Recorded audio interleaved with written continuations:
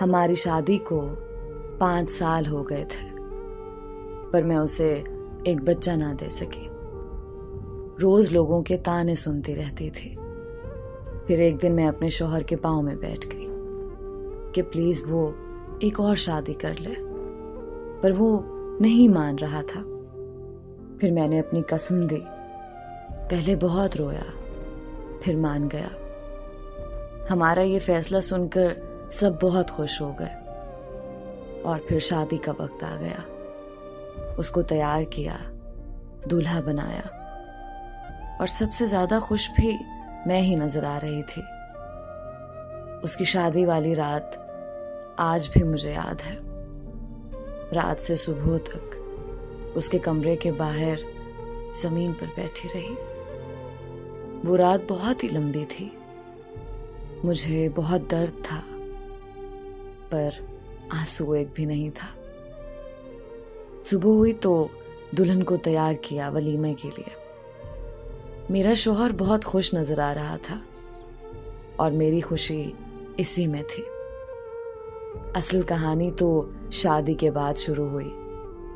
उसने पूरा 1 महीना मुझसे बात नहीं की और यही चीज मुझे अंदर से खा गई और मैं बीमार रहने लगी। मेरे ससुराल वालों ने उनसे बोलकर मुझे अम्मी के घर भेज दिया। 1 साल तक खबर ही ना ली कि मैं किस हाल में हूं, जिंदा हूं या मर गई हूं। वो 1 साल कयामत की तरह गुजरा। एक एक दिन मेरे लिए कयामत से कम नहीं था। 1 साल बाद अल्लाह ने उनको एक बेटी और बेटे से नवाजा, तो उनको एक नौकरानी की जरूरत पड़ गई और वो मुझे लेने आ गए। वालिदैन के मना करने के बावजूद मैं उनके साथ जाने के लिए तैयार हो गई। सारा दिन मुझसे नौकरानियों की तरह काम लेते, लेकिन उसमें भी खुश थी मैं। बेशक वो मुझे देखते नहीं थे, मुझसे बात नहीं करते थे, लेकिन मेरी आंखों के सामने तो थे ना। सारा दिन काम करती और सारी रात स्टोर नुमा कमरे में जाग कर गुजार देती। दिन गुजरते रहे और मैं इसी चीज की आदी भी हो गई। मेरे साथ जो कुछ भी हुआ था मैं सब भूल चुकी थी। मेरी आजमाइश तो गुजर चुकी थी। मैं अपनी आजमाइश पर पूरी उतरी थी। एक दिन वो अपनी बीवी बच्चों के साथ शहर से बाहर गया हुआ था और उसकी कार का एक्सीडेंट हो गया, जिसमें वो खुद तो बच गया, लेकिन उसके बीवी बच्चे अल्लाह को प्यारे हो गए। अपने बीवी बच्चों की मौत के बाद वो हद से ज्यादा परेशान रहने लगा था और इसी तरह 4 महीने गुजर गए। जब उसका गम थोड़ा कम हुआ, हालत थोड़ी ठीक हुई, तो उसने मेरे नजदीक आना शुरू कर दिया। लेकिन पता नहीं क्यों मुझे उसका नजदीक आना अजीब सा लगा। पता नहीं क्यों मुझे उसका पास आना अच्छा नहीं लग रहा था, पर मैं कर भी क्या सकती थी। मजबूर थी। अपने पास आने से मना भी नहीं कर सकती थी। मर्द आखिर मर्द होता है, वो अपने आप को एडजस्ट कर लेता है। लेकिन मुझे अपनी जगह पर आने के लिए टाइम लगा। हम दोबारा वैसे ही हो गए जैसे पहले थे। वक्त गुजरता रहा। अब मैंने दोबारा अपने ऊपर तवज्जो देना शुरू कर दी। हर वक्त बंद सवर कर रहते और इसी तरह वक्त गुजरता रहा। मैंने पुरानी सारी बातें भुला दी थी, यहाँ तक कि मैंने कोई गिला शिकवा तक नहीं किया। मेरे साथ जो कुछ भी हुआ था मैं सब कुछ भूल चुकी थी। वक्त गुजरता रहा और मुझे वक्त गुजरने का पता भी ना चला। आज हमें दोबारा एक साथ रहते हुए 1 साल 4 महीने और 10 दिन हो गए थे। पता नहीं मेरी खुशियों को किसकी नजर खा गई और हमारे घर में उनकी तीसरी शादी की बात होने लगी और उसके घर वालों ने उसको तीसरी शादी के लिए मना लिया। लेकिन इस बार मैंने उनको मना कर दिया कि आपने शादी नहीं करनी। लेकिन वो बज़िद था कि मैंने करनी ही करनी है। उसके पाँव में बैठ गई, उसके पाँव को हाथ लगाया कि खुदा के लिए अब तीसरी शादी नहीं करो। लेकिन उसने मेरी एक ना सुनी। मैं पूरी रात रो कर गुजारती, लेकिन उसको मुझ पर तरस भी ना आया। और आखिर वो दिन आ गया जो उसके लिए तो खुशी का दिन था, लेकिन मेरे लिए कयामत से कम ना था। यानी वो निकाह का दिन था।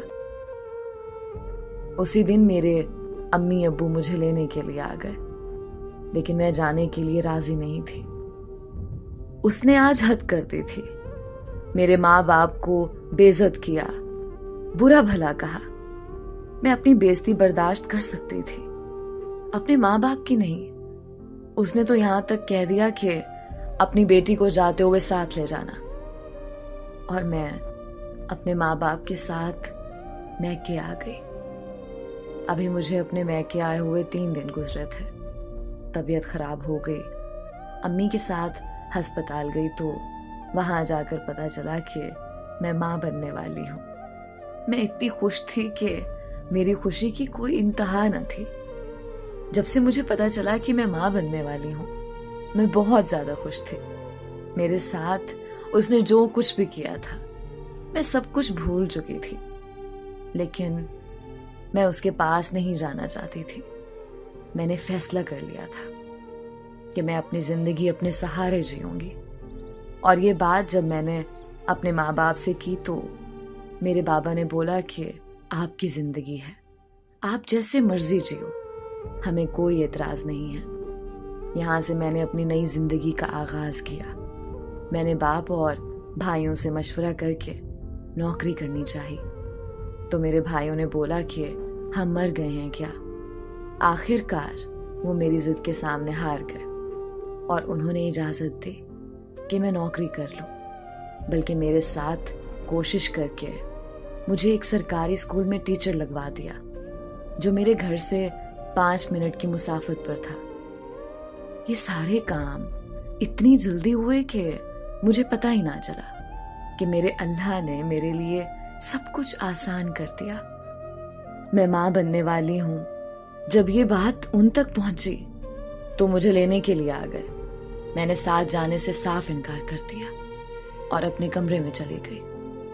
आज मेरे दिल में उनके लिए कोई जगह नहीं थी, क्योंकि वो मेरे लिए नहीं आया था, बल्कि अपने बच्चे के लिए आया था। और मैंने उसी बच्चे के लिए इतना बड़ा फैसला लिया था कि मैं अकेली रहूंगी, मुझे उसका साथ नहीं चाहिए। वक्त गुजरता रहा। मुझे आज भी याद है वो 10 बार मेरे घर आया मुझे लेने, मेरी मिन्नतें की, मेरे माँ बाप की मिन्नतें की। लेकिन मैं अपने फैसले पर कायम रही, क्योंकि मैं फैसला कर चुकी थी कि मैं उसके साथ नहीं रहूंगी। फिर वो दिन आ गया कि अल्लाह ताला ने मुझे एक बेटे से नवाजा, जिसका नाम मैंने शाहजैन रखा। शाहजैन बहुत ही प्यारा था, मेरी दुनिया जहान था। शाहजैन की पैदाइश पर वो आया था और मैंने अपने बेटे को देखने तक नहीं दिया उसको, यहाँ तक कि मेरे पाँव में गिर गया कि सिर्फ एक बार मुझे अपना बेटा देख लेने दो। लेकिन मुझे वो वक्त याद आया था जब मैं उसके पाँव में गिरी थी, उसके पाँव को हाथ लगाया था कि तीसरी शादी मत करो। उस वक्त उसने मुझको बेइज्जत किया था पूरे खानदान के सामने, मेरे माँ बाप को जलील और रुस्वा किया था अपने पूरे खानदान के सामने। तो मैं कैसे देखने देती अपने बेटे का चेहरा। मेरा बेटा तो मेरे लिए सब कुछ था। उसको तीसरी बीवी से भी औलाद ना मिल सकी। उसने बहुत कोशिश की कि मैं वापस आ जाऊं या फिर मेरा बेटा मुझे वापस कर दे। बहुत कोर्ट कचहरियों के चक्कर लगवाए, लेकिन मैं तो अपनी जिंदगी में खुश थी। मेरे भाइयों ने मुझे अच्छा सा घर बना के दिया और मेरे बाबा और भाइयों ने मुझे जायदाद से बराबर हिस्सा दिया, जो कि मैंने लेने से साफ इनकार कर दिया, क्योंकि मुझे जमीन जायदाद नहीं, अपने भाई प्यारे थे। वो मेरी हर ज़रूरत का ख्याल रखते थे। भाइयों ने मुझे समझाया और शहर के मरकज़ में जो हमारी 8 दुकानें थीं वो मेरे नाम कर दी। मुझे उनके फैसले का एहतराम करना पड़ा। आज इस बात को 34 साल हो गए हैं और मैं अपनी ज़िंदगी से खुश हूँ। शाहज़ैन भी मेरा फर्माबरदार है। अल्लाह का दिया सब कुछ है, किसी चीज़ की कमी नहीं है।